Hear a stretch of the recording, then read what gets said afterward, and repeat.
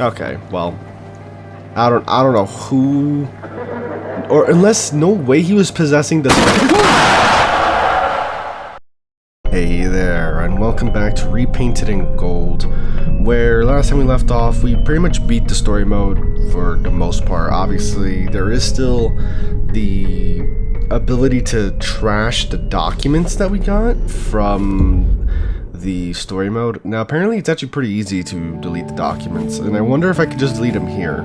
We'll find out, surely, but pretty much extras and custom night are all that remain, and I guess we can also try and see if we can unlock Aurora's right in custom night by, well, deleting or scrapping the evidence that we collected.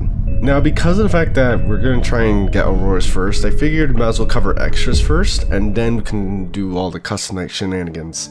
So first things first, we can go to characters, pretty much get to see the models: Fredbear, Spring Bonnie, Facette, the Spring suit, which I honestly thought was a Fredbear at one point, is actually a Spring Bonnie suit. And then I see Aurora's. Why do I keep saying Aurora's? Aurus, that's what it is. Next we have jump scares with audio.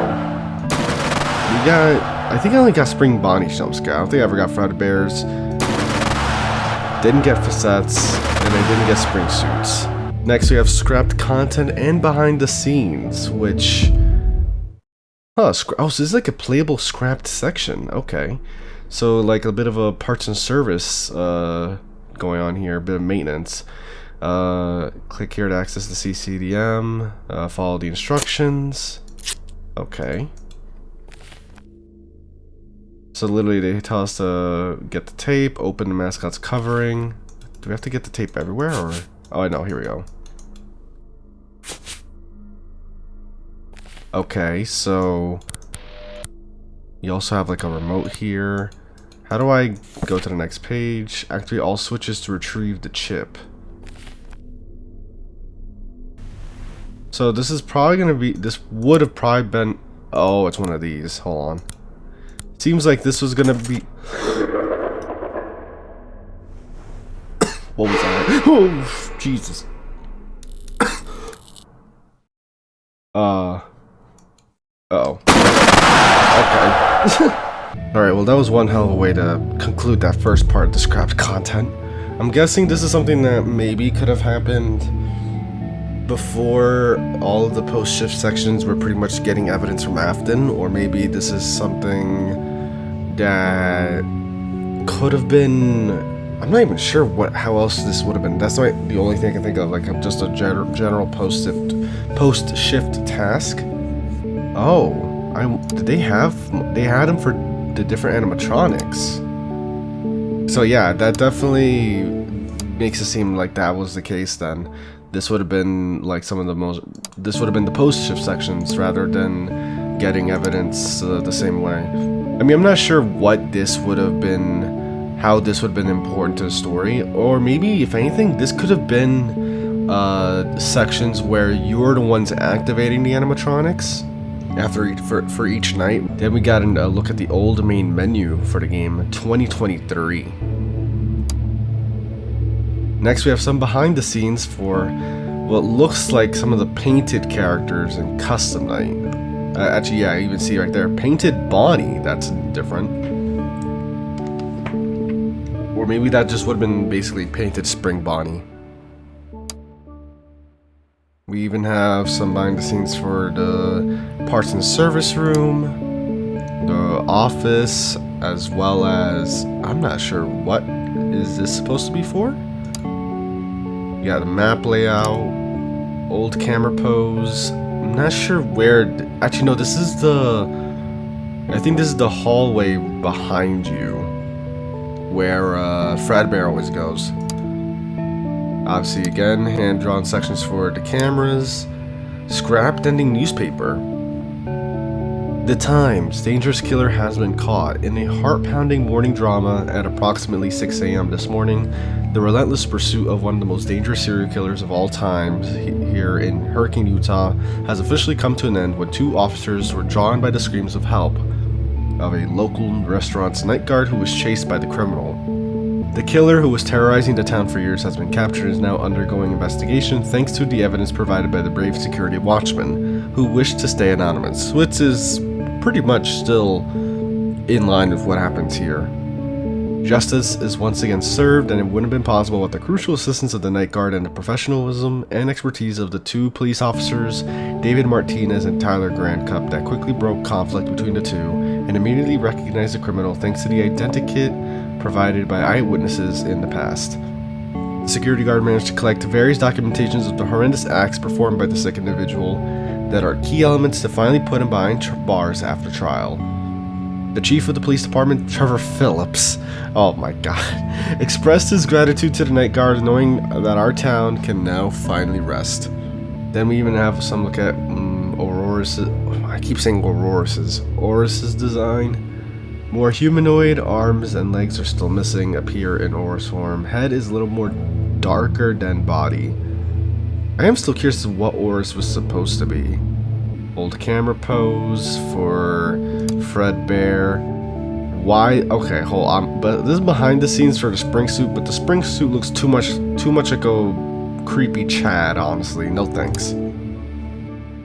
We even have behind the scenes for the come down and join us at Fredbear's Family Diner. A pose for Facette. The Fredbear suit. I don't know what that's supposed to be. I guess that's supposed to be the most bare bones spring Bonnie ever. Same goes for Fredbear. Some drawings of that's a spring suit. Huh. Is this supposed to be for the facette? I wonder when would this have ever been used? Old Orus's design, previously known as the Witness. Huh. Maybe at first, like right now, Orus is pretty much what's considered the first victim of Afton, right? I think that's how he, or at least that's how they describe themselves. I don't even know what Orus is, but I guess originally at one point they would have been, I guess, a witness. If they would have been a witness though, then they wouldn't have been the first. So I guess that kind of changes things a little bit. I guess depending on what they would have witnessed back then. Scrapped mouse pointer, old icon. Have I ever seen this icon? I'm not too sure. Discord shenanigans. Yes, repainted in gold, real. This is fake propaganda. I'm gonna sound like a massive idiot when I say this, and I mean no disrespect, but how do you get rid of Spring Bonnie? Honestly, I could ask the same question. Amazing progress so far. I'm sure we'll be able to release the game around March if I continue like this. Oh, and this was February 5th, 2026, so they actually managed it. Old animations for Spring Suit, Bloody, Fredbear. No, that's Spring Bonnie. I don't know why, like, I know it's Spring Bonnie, but it's like, for some reason, the head makes me think of Fredbear. And then making Fredbear and Spring Suit. Now we also have locations. Show stage. Oh, we can see, like, the posing for the characters. Oh, this is cool. Wait, what? You can actually see this posing here for the Spring Suit? I did not know you could lure the Spring Suit here. That's good to know. And then finally, well, not finally, but I guess like, well, no, not finally still. Documents. Okay. So we have, what, 5 pages? 6 pages, never mind. When did we get the 6th page? Or maybe that's because that's what we get for beating the game. So our first page, I'm going to assume it's date, month, year. So February 7th, 1985, Extractor. The process of vivisection and extraction on animal organisms has been inconclusive so far. The carcasses of frogs, mice, squirrels, and small rabbits do not seem to be suitable for experimenting with this incredible substance, or more precisely, energy that propagates in all living beings. However, as noted previously, in the animal kingdom, this energy tends to dissipate shortly after leaving the carcass, making the encapsulation process particularly challenging. So far, I've considered this spectacular energy a simple substitute for the motor functions of an inanimate object, but I suspect that there is still much to discover. I will evaluate whether it will be necessary to build an extractor if other extraction methods should fail or change the type of test subject. William Afton. Then, March 27th, Repainted. Just as I predicted, the other extraction methods have failed, leading me to believe that the biggest obstacle was the limited presence of the energy in the bodies of the test subjects. The larger the animal, the more vital energy, which I decided to call remnant, will be present in its body, and what I want to understand is how to extract it completely without letting it dissipate. However, I realized that if there is remnant in their bodies, there must be a way to recover it from the carcass. I pondered this for several days, and I finally believe I have reached a practical conclusion. The first prototype for remnant extraction, called the Remnant Encapsulate Fuse Transport and Extract Device. This sounds like encapsulate, like sounds so much like almost like the lefty acronym, or simply Repainted. This instrument is essentially a hook that, once attached to the test subject's body, should be able to encapsulate the energy the moment it is extracted. Research for the right materials for construction will be necessary, but I am more than confident that the material suppliers down at the dump will have what I need. Then, September 21st, patience. I have spent the last 6 months refining the Repainted and experimenting on animal cadavers. The hook seems to be capable of extracting remnant, but only in very small quantities, which are extremely inefficient for a practical test of my theory. However, I am aware that there is no progress without patience. I will limit myself to extracting small amounts in the coming months. Meanwhile, I will try to convince Henry to abandon the criminal database system he wants to implement in the animatronics. It's entirely outside our budget and could be an obstacle. That man I consider my closest friend is doing nothing but ignoring me and undermining every single one of my research efforts. Does my honor as a scientist and engineer mean nothing to him? We will see if he has anything to say once I have completed my creation. Then, December 19th, 1986, so over a year. Success. It works. My theory was true after all. Recently, throughout all this time, I have managed to extract enough remnant to experiment on a frog cadaver. My theory was that if enough remnant could be extracted from an organism, then if that life energy could be recovered and injected back into the body of another cadaver, it would bring it back to life as a result. I finally perfected the extraction process enough to put this theory into practice, and it worked. The frog came back to life. Having been killed recently, its motor functions and brain activity resumed as if it had awakened from a long slumber. The remnant is much more than motor activities. It's the soul of a being itself. It's a scientific discovery like nothing ever seen before, and I, William Afton, have been the first man on this planet to discover and harness such power. I can't wait to see Henry's face when I surprise him by showing him what I've been doing for nearly 2 years. But for now, I must focus on the next steps for the upcoming practical tests. And then, I think this is literally, 3 weeks later? Progress. I showed my experiments to Henry finally. To say he was disgusted is an understatement. He ordered me to discard all my documents and stop playing God. He really doesn't understand the impact this discovery could have on our lives. I'm not a god. I'm a human being who has done nothing but challenge death itself and won. What does he think he can accomplish by continuing to run this wretched diner when he could be part of the greatest moment in human progress? It doesn't matter for now because I will continue the experiments relentlessly. I was in fact theorizing whether it would be possible to link the remnant from an organism to an inanimate object. More specifically, I was thinking about running some tests on the animatronics we have here in the establishment. However, the simple remnant extracted from a frog or a mouse wouldn't be sufficient to power a metal body of such size, but I already have an idea on how to remedy that with an even larger life energy source. And then the music stops, or it gets ominous with this one. Or it's not even music, but you know what I mean, it's ominous now. This is 3 months later, April 2nd, 1987. Killing a human being was the solution. I had enough of sitting still, playing with these insignificant creatures. I needed results, and results I have achieved. I have already killed my very first target. His identity has no importance whatsoever, but the extraction of remnant was much too slow to make any significant progress. I tried to make a soul connect with the endoskeleton of the suit we have in the backstage, but it was only able to move for a very few seconds before falling to the ground. And for the remnant to dissipate into the air, I will have to build a new version of the Repainted, large enough to encapsulate all the life energy possible from the test subjects. There will be progress. I guarantee it. So that pretty much reveals what happened to Oris. If anything, because the extraction of Remnant was too slow, that's probably what resulted in this being their final appearance, right? They were left disembodied to an extent and unable to take full form at all. And so this is what they were left as until they finally found peace. Hello. It's been a while since I've made one of these in my games, mostly because I haven't released anything big since Five Nights at Koso 3. I just wanted to say from the deepest part of my heart how incredible this is for me.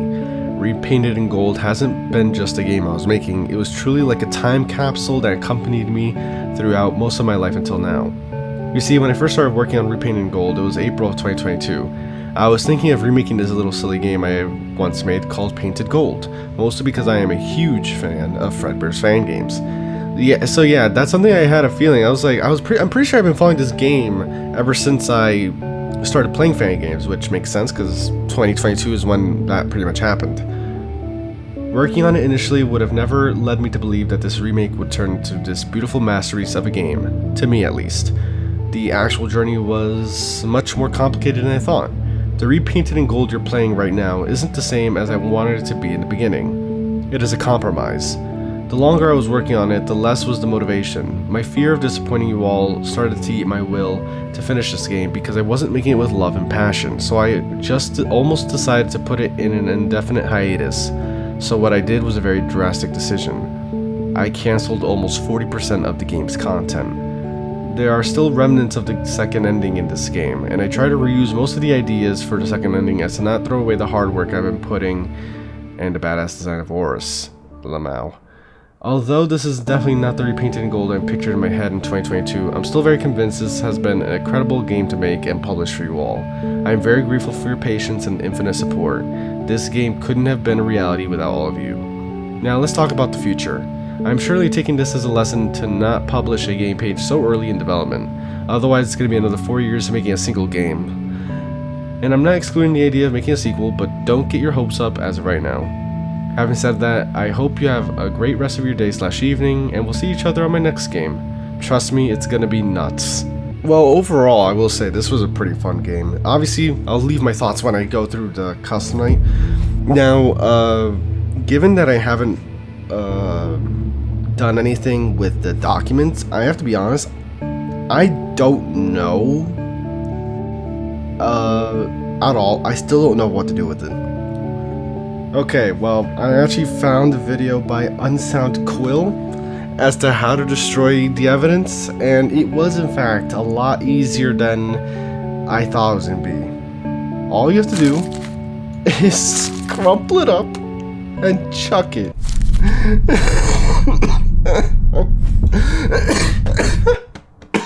Damn. Well, I can't speak. What? Why would you do that? Do you have any idea what you've done? You've altered the timeline. Everything's a mess now. Without that evidence, it's like it never happened. Afton is still here, alive. You're helping him. How could you do this to me? No. I cannot hold back my anger anymore. I haven't ever felt like this, not even with Afton. I just wanted to make things right. I didn't want to end up doing this to anyone. I am not a monster. But you left me with no choice. So, let's begin. Oh, what the?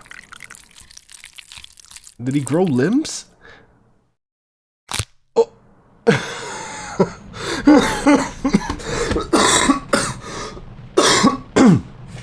Okay, I almost died. Okay.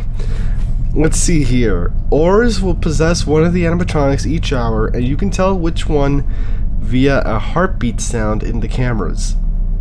When you get rid of the possessed animatronic, he will come out to haunt you. Avoid looking at him or he will end you. He uses his hands to cover up the equipment, drag them away when it happens. Oh, wow. Okay, so there is extra customization when it comes to like flashlight power, the speakers, depletion, and the shift, and character radar. I don't think I'm gonna really mess around with this, but I do want to see what we're dealing with here. So first off, we have your brightest delusion, with the normal animatronics now being painted versions. Obviously, you know, kind of fitting, huh? So, painted Fredbear will rest behind you. Look into his eyes when he wakes up or he'll steal your fuses. Painted Spring Bonnie will occasionally appear in front of you. Avoid his gaze or he'll temporarily mess up your vision.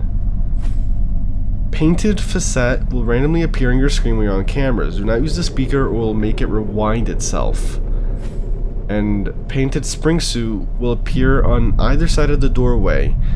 Use the alarm system to get rid of him. Avoid flashing your light directly on him or using the cameras, or he will make his non-painted version appear. And then we next have Aurorus again. Now, how does this work? So in other words, make sure to look behind you, make sure to look in front of you, or no, actually you don't want to look at Spring Bonnie. Do not use the speaker when they're on camera. And then you have to use the alarms on Painted Spring Suit. This should be interesting. Now, why are the normal versions not here?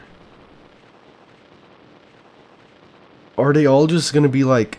Is it just like a doors only then? Oh God. Oh, what the? Oh, wait, what? Oh, that's what I did. Okay. Let's see. Oh no, wait. It's exactly that. It's oh, it's double. It's double. Oh no. It's double. That's heinous. So I'm dealing with, it's not a 510 mode, it's a bloody... Oh my God, wait. Nope. So I had a feeling because I was like, wait, like this is their painted versions, but you see it's half painted, half normal. So this isn't a 510 mode, this is like a 910 mode. Oh God. Okay. Remember, I was supposed to look away. I was supposed to avoid. Actually, no, that wasn't Painted Spring Bonnie. Sorry, that was Painted Spring Suit. For them, it's Alarm. So yeah, this is I don't think I'm beating this. There we go.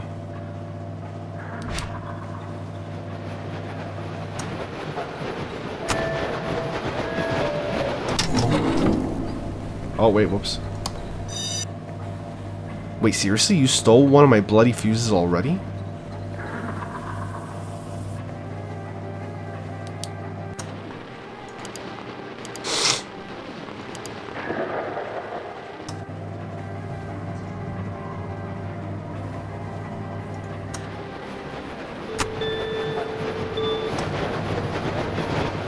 I'm watching you. Relax.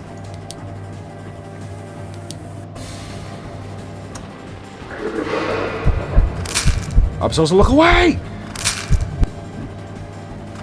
That's what they mean by looking away. Wait, no, there we go. I looked away.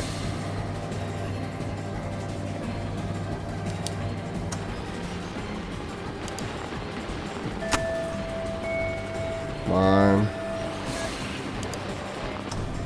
Oh, Jesus Christ. The Spring Bonnie. I don't think I'm beating this one. I'll keep going at it, but I don't see myself having much of a chance with this one.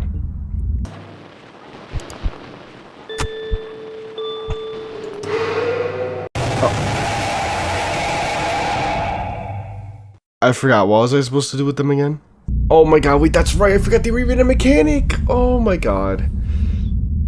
I forgot they were even a mechanic. I forgive you.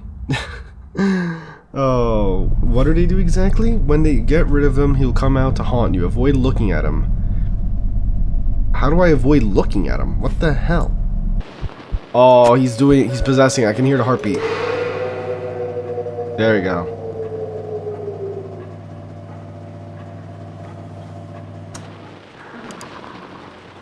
Let's see. Who's he possessing? Oh. What? Who? Who the hell was he possessing there? I didn't even deal with any mechanics. Okay, well. I don't know who, or unless no way he was possessing the painted facet, right? And so when I looked away from the camera, that triggered it. There is no shot. Again, who there? What? Oh, I did not mean to. I just turned around, you clown. Well, this is screwed. I was gonna try and call Spring Suit over here. No. This is not good. This is so bad.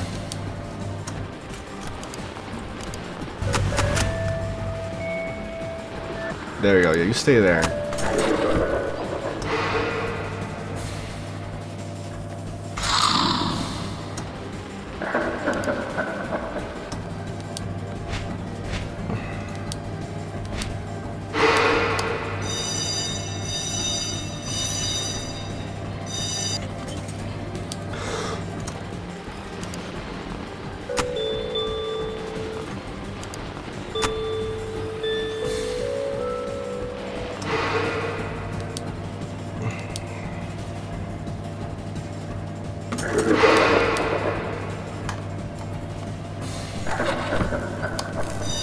What the? Why did it happen again? What? I literally. Okay. Okay. Now that pissed me off. I don't get why that happened. Hi. Well, at least I get to see this for the first time.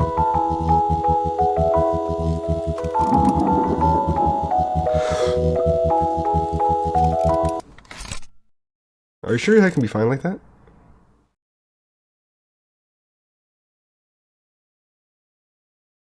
I mean, I could just sit here, that's fine. Oh, it's because I forgot the alarm.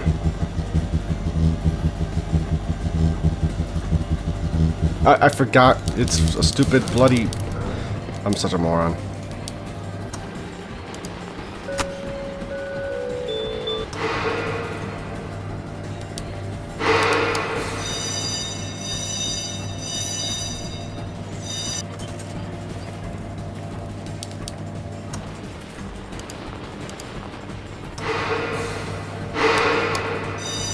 And now you want to fucking do it, right?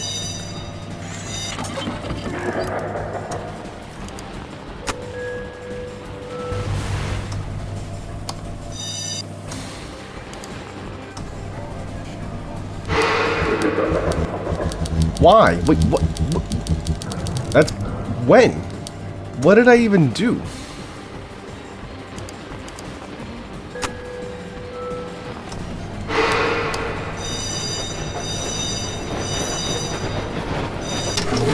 Well, I couldn't do anything because this bloody...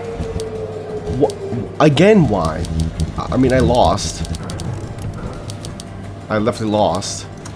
They're giving me no explanation as to why the hell... Okay.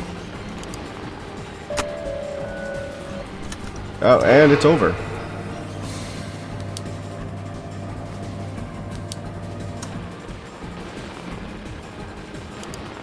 For some reason, they're stuck here as well.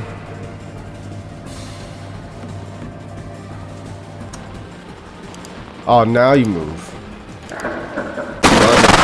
Yeah, it was over anyway.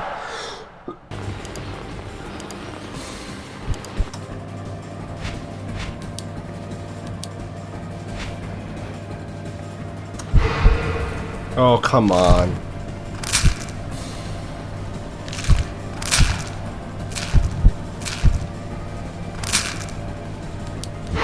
Oh, I couldn't even see that.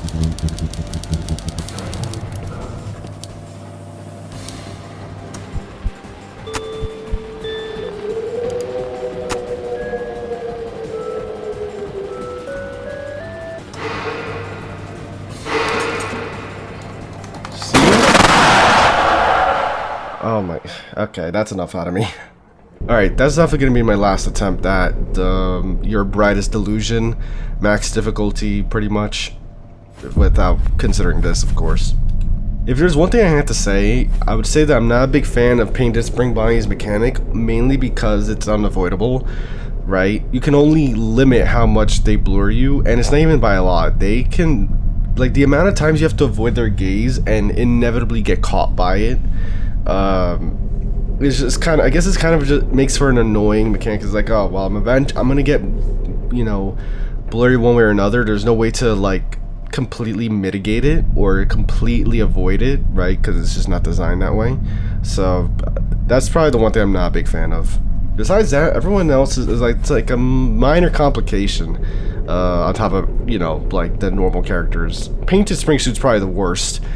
Because obviously they can summon the bloody spring suit if you mess up, and it's the last thing you need. You need to keep your flashlight at as high as possible. And then Aurorus, I keep saying Aurorus, they're not too bad either. As long as you know to look behind you like pretty quickly, then you're good to go. Oh, I just realized I got 2 stars now because I got the Aurorus. I don't know why I can't say that bloody name properly.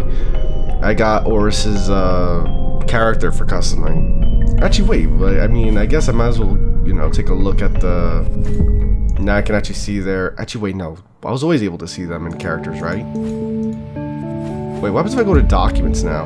There's nothing left. Oh, there you go. I was wondering if there were gonna be another version of it, and then they literally grew arms. But now onto my thoughts of the game. From a story perspective, obviously, you know, interesting motivation from our end. You know, obviously working for Oris to lock Afton away by getting the evidence we need, by working at Fredbear's, of course, in quite the dangerous conditions given what the animatronics are doing and how they're malfunctioning, even though they were activated with the initial intent to capture William, since it was always possible that he would come by here, which he has been doing every night. Obviously, gameplay-wise is pretty good. Nothing too crazy, right? You have Facette, who's pretty much like managing with the speakers. What I do like is that the speaker mechanic itself is used to affect a variety of characters. Not only is it used to, you know, make Facette retreat, but you can also freeze Spring Bonnie in place, and I think Fredbear as well. And then for Spring Suit, it's literally used as a lure. So obviously you can control them, make sure they don't show up as often, which you kind of have to do anyway, because of the flashlight being such a finite resource. And then you have small little things like Spring Bonnie being able to either just visit you directly or go into the kitchen, where you have to start paying more attention to them from an audio perspective. With Fredbear, he's all about stealing fuses and pretty much trying to force a power outage. And then Spring Suit is your classic flashlight character.